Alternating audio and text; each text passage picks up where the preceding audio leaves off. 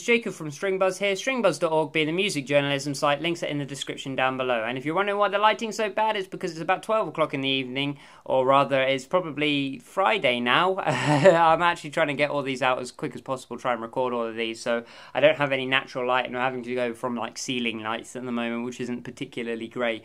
I'm actually referring to the original article about Mo, I think it's Mo, her new track Drum here for this song review. Because I actually posted this a little while back and the song didn't really catch too much steam. It wasn't particularly popular, and she's just released a music video and things seem to be going much better this time around, so I'll just give you a more cohesive review by referring to the original article. So outside of her collaboration with Major Lazer, I've never really heard that many songs from Mo. I haven't had time to dive into her discography or anything like that. She has one of the more intelligent fan bases in pop music, and her fans clearly think a lot of her sound, and they actually come across like really musically driven people. She has one of the better fan bases in music at the moment. I love hearing her the constructive criticism and the complimentary type stuff which is put in her comment sections. These seem like people who know their music, they know their theory and all this sort of stuff. So I really like hearing that from a musical reviewing standpoint. But not even her fans like this track from what I saw in the comment section of both videos, the audio video and the music video. And the thing does come across like a big commercial rubbish dump, if I'm totally honest. It sounds rushed, unimaginative and lazy, and it's a completely unnecessary track. Not just that, I think that Mo's voice in this has been completely neutered. She has one of the most unique voices in charts today, and I think they've just been thrown out the window just for this completely repetitive tune. It's very bland, it's very dull, and it's very safe. I mean, it's unbelievably safe, in fact. The production of this track is shoddy at best, with each part sounding quite low quality. It sounds like it's been put into MP3 format, obviously, so it could be easily posted to YouTube. But there's been some over compression. I'll get into that later.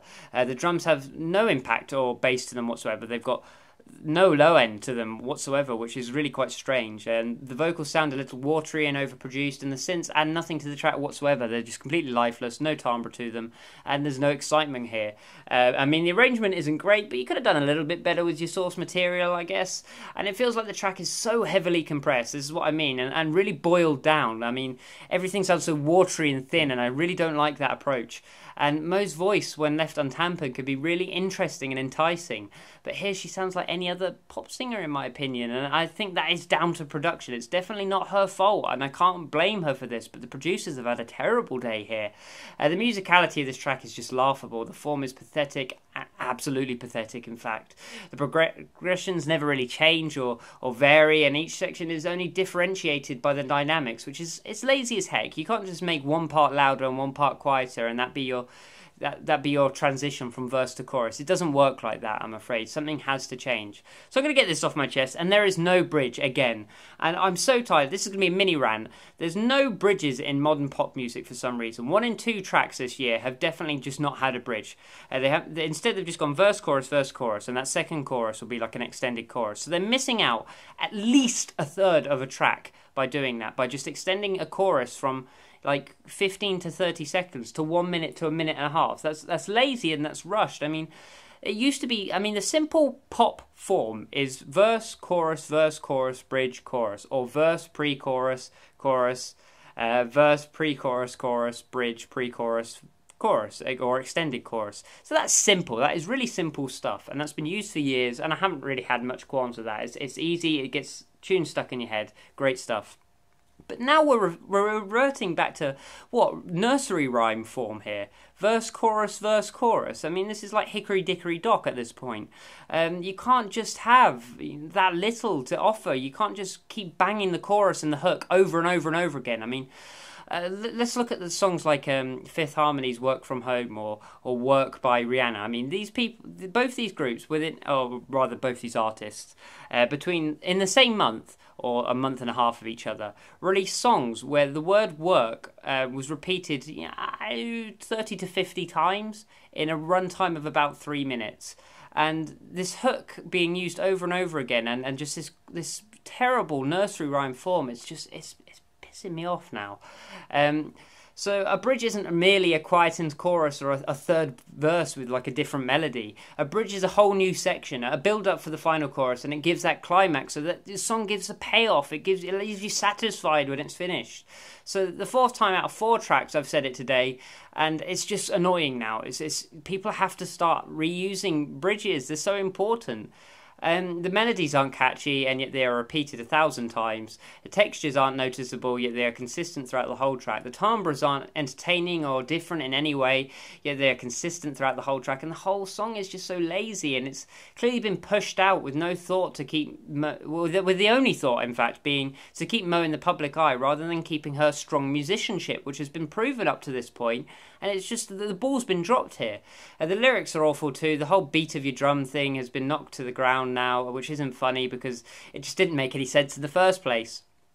Let's look at some of the people who have used it this year or years gone by. I mean, David Bowie first used it 40 years ago, and since then, like just the last couple of years, you've had Charlie XCX use it, you've had 78 Saab use it, you've had Zendaya use it. I think that's how you pronounce her name. And it's getting to a point where it's just ridiculous now. It's my exact same feelings with the word work. People are overusing the word work when it doesn't really mean anything. It's the same here. People are reusing this beat of your drum lyric, this phrase over and over again, and I'm bored of it. It's a ridiculous concept, and Bowie originally used it as a passing lyric, so people have to get over it now. So all in all, this track actually offers completely nothing, absolutely nothing. The production is awful, the vocal performance is poor, the lyrics are terrible, and the musicality is non-existent. It's a completely redundant track.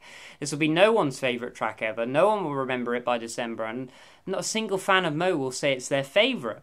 And I just don't recommend this, and I think it's such a great shame, especially for her fan base, because she's made her money now from that track with Major Lazer, so a lot of what she does is fan service now, so I can understand a drop in quality from that perspective. But she's known for much cleverer music than this, and I think this is affecting her reputation by putting out a track like this. My girlfriend actually listened to this song live for a Halloween thing here in the UK, and even she said that live just nobody reacted to it, and it's a great shame really, and I don't know why they're pushing this track so hard when nobody seems to be really taking to it. So I am actually going to give this one a 1 out of 10, and I know that's incredibly harsh, but here's my reasoning behind it. The song is one of the worst songs. Well, no, in fact, no. The song isn't the worst song of the year. It's nowhere near being the worst song of the year. We have a lot of trap music to thank for that. But its complete lack of imagination, respect for music, and obvious commercialism makes it deserving of this low score. Because it has nothing to offer of value, it makes it a pointless song. So there's no point in listening. No one's going to love this song. I can't recommend it to anyone. No one's going to feel passionate about it, and that's the whole point of music. So if it doesn't have a point, then what else can I give it other than a low rating like that? So I'm sorry to be this sort of offensive, and I hope you can move. If you're a big fan of Mo, this isn't meant to be offensive towards the artist or towards anyone, in fact. It's just towards the label, I guess, and towards the producers on this track, because they've had a real shoddy time. And unfortunately, the Mo is the victim in all of this. So if you like this review, leave a like, comment if you have an opinion on this or on her as an artist. Please recommend me music to listen by her so I can, reevaluate her as an artist. I'd love to do that. Subscribe to see more. Visit the site if you want to see more content, and I'll see you around next time. Bye-bye.